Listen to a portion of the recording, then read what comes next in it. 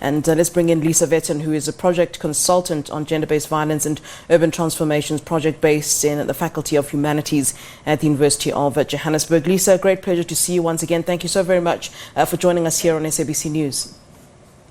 Thank you, and good afternoon to you.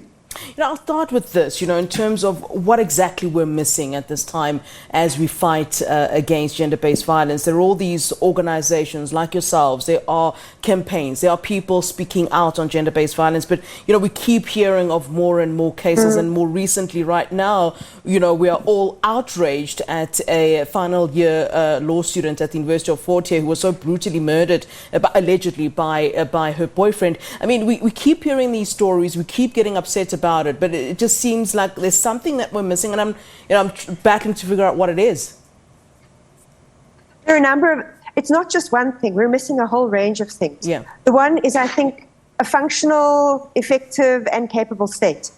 We have a great many problems going on, I think, in different government departments, which are a legacy of the Zuma years.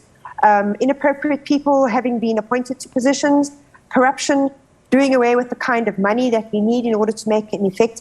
And I think sometimes a style of management within government, what I'll call audit culture, that also creates perverse incentives and encourages people to compete with each other rather than to collaborate. So that's one part of the problem.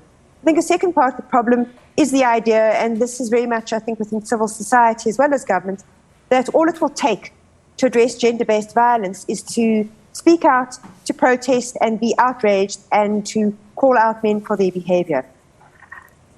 Sometimes that might work, but it's most certainly not adequate for a deeply entrenched problem that has been around with us for a very long time and has multiple causes. So it's not enough simply to talk. We've got to put services in place for both women and men, especially for children. There isn't the funding to be doing that right now. Services are deeply unstable. They don't get to people, and they don't get to people when they need them. Our responses are also in some ways incomplete. We put a great deal of emphasis on the criminal justice system, thinking that the problem is that men haven't been punished enough, whereas actually it's a lot more complicated than that. We don't have in place any kind of socio-economic support, comprehensive, good socio-economic support for women that doesn't put them in the position where they become economically dependent on men, and there's no help for them should they want to leave, and they are in some ways economically dependent. We don't have a good health sector response either.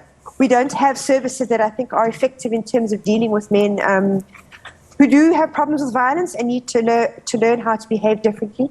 And I think we also don't really understand how difficult it is for men for whom violence has become a way of life, the way it's become their world and their being, how hard it is for them to change, and what kind of supportive infrastructure we need to put in place to sustain that change. So we've gone for quick fixes, outrage, rather than the long-term hard work that's often also invisible.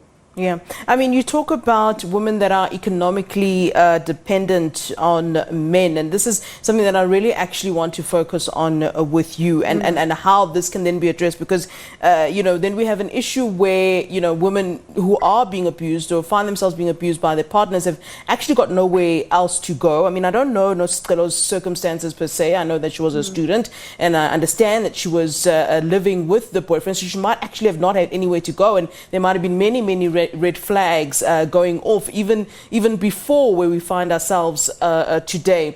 There were some complaints, as I was talking about on social media, that we are focusing on gender-based violence this afternoon, and one interesting question I was asked was, when are we addressing the issue of shelters and places where women can actually go, proper places that they can actually go if there is nowhere else to go? Because, I mean, where must a woman go if she's stuck in a situation where she's economically dependent on this man and is being abused by this man?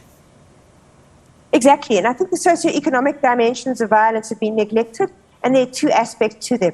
One is women's everyday circumstances, and the other, I think, is the socio-economic circumstances that mean we don't pay proper attention to services and we don't effectively fund them.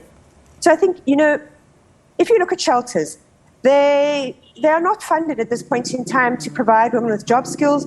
Many of them are not linked up to companies or to SETAs or to anything else that would perhaps take on women, would offer them internships. What tends to be offered to women is things like candles, soap making, beading, And with the greatest of respect, that's more like occupational therapy. That's never going to allow you to lead an independent life. So there's an absolute gap in thinking that, especially because some of the research we've done has suggested that probably 2/3 of women in shelters are unemployed. They rely purely on child support grants. Most of them have not even finished matric. So there's a great deal of help that is needed to pay attention to their schooling as well as their skills in order to make them employable. And I think we also have to take in mind that for even women who are in a middle class position, sometimes those two incomes are what gets them by. If they leave their partner, they're going to be in a position where they're not going to be able to get by. So it runs across, I think, the gamut of women who are unemployed and have nothing at all, through to those who are middle class but just hanging in there.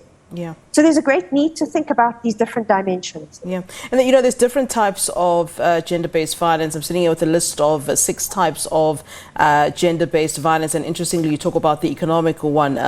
Just to say them, indirect structural violence, which is then, of course, when we're talking about things like economic abuse, sexual violence, domestic violence, intimate partner violence, violence against LGBTI people, as well as violence against women and girls, which is the one we know most of. But which are the ones that are really the biggest sort of, when we look at the cases that we are presented with or that you hear of as an organization, which are the ones that are really causing the biggest problems in our society at this time? I think, gosh, that's hard to say. I think the difficulty with violence against women, I think, is that often you're not just talking about one kind of violence. Often women aren't just experiencing sexual violence, they're also experiencing physical and economic. And some women are experiencing violence at a range of levels. So they're experiencing physical violence, but because they live in a society whose economic structure is both gendered and racialized and leaves them with very few options in order to be able to leave, they're also stuck within that kind of structural violence as well.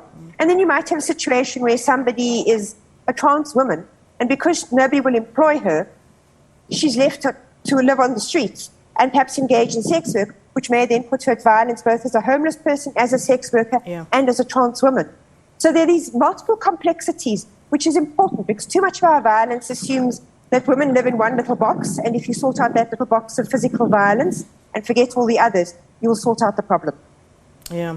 All right, Lisa, let's leave it there. Thank you so very much for joining us here on SABC News. We appreciate your input on our topic this afternoon. Thank you. Thank you, Flo.